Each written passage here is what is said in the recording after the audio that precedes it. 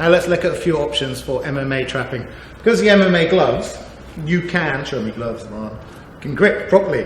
You can use your thumb, which you don't want to use your thumb too much because it tires out your grip. As soon as you add your thumb to a grip, you use more muscles in your forearms, and then the more you fight, the more tired your grip becomes, and then when it's time to escape or choke, you can't do it. So a lot of the time you want to meat hook and just control, but if I want proper control for something specific like trapping, you probably want to use your thumb. So we're looking at an underhook trap here. So Ron's got an underhook, which is this hand underneath my armpit, and it's either going to grab my shoulder, grab my hip, or it can go up to the opposite side of my neck here and then grip your hands together. Cool, good grip. Yeah. So there's different variations. We're just going to look at an underhook where he's starting up more on my shoulder and he's going to switch his hand to my back. This one's good for getting to people's backs, for shot putting the arms over, for ducking underneath. He's going to put his head in the socket, which is here, because if his head's out, I'm going to punch it, but also then I can start getting his hand in and ripping myself away, so he doesn't want that, so he stays underneath me.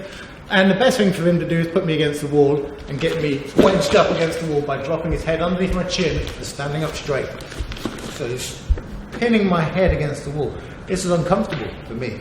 Now, this is a problem though, because I can do a little bit of stuff here. So he follows that and grabs this. The easiest way to follow it is to start on the bicep and slide down until you get to the wrist. And then you can use your thumb, because it's MMA, so you can grab hold here. Now, I will be trying to strip this, etc., but I'm pretty stuck here if he's good at this. He's then going to feed this arm to his back arm. So he's going to feed this down and grab on the back of here. What that does is it leaves me with no hands. So his head's still here. Now he can body shot. You can put the pad here. You can knee it. Keep the pressure with the head. Yeah, that's it. Yeah. So he's got me trapped. This is a good thing about MMA. You can get people tied up. Now, how long am I going to stay here? 1 or 2 punches. So let's say these 1 or 2 punches to my face.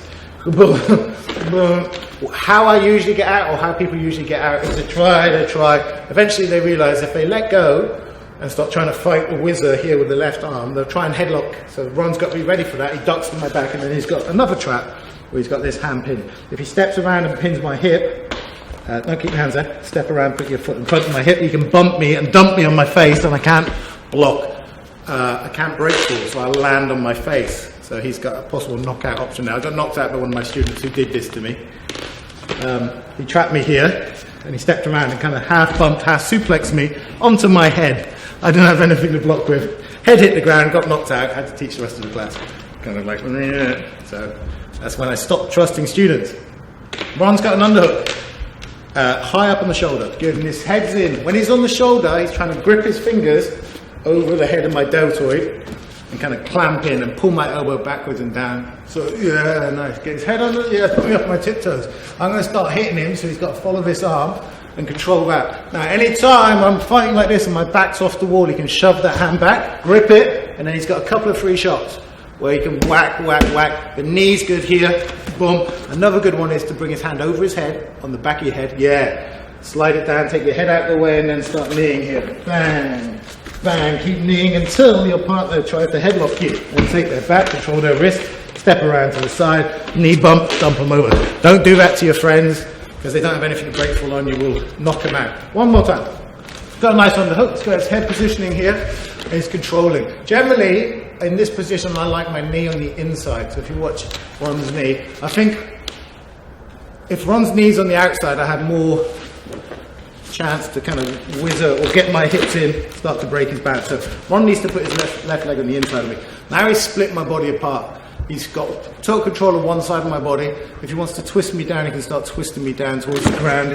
It sucks. So, little detail, get that knee inside, fight for the midline. Control this, because I'm going to be hitting you. My butt comes off the wall. Slide that back.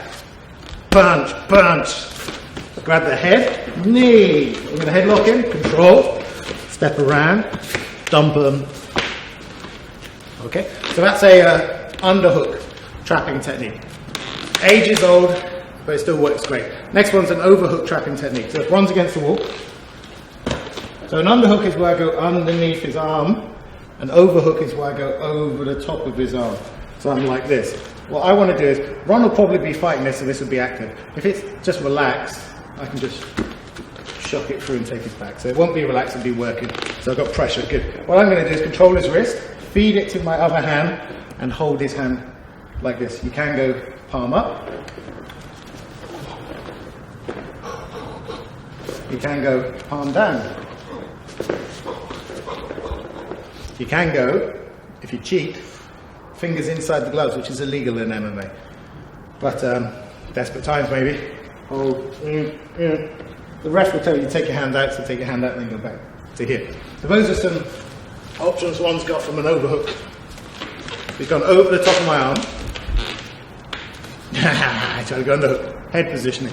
So he fights my hand here and passes it down and pins it here. Nice trap. Head up. Look up. Yeah. If he looks down, there's a chance I can start using my head to push him down. He wants me on my tiptoes and in pain and up. And then he can start punching.